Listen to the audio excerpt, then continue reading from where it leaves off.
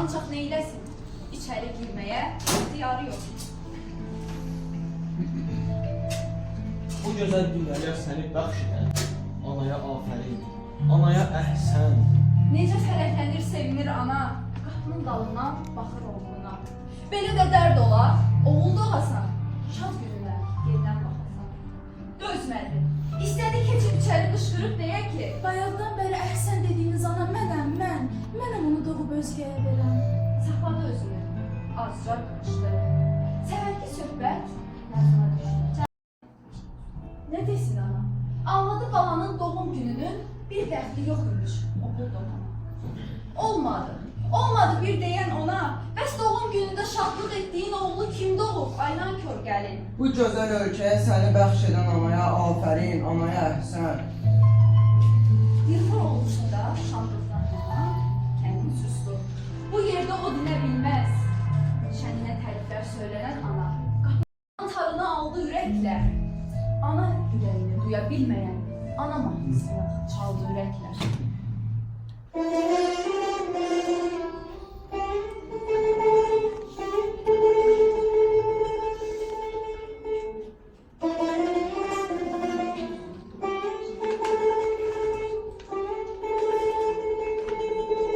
Bəs niyə kövrəldin gəlin?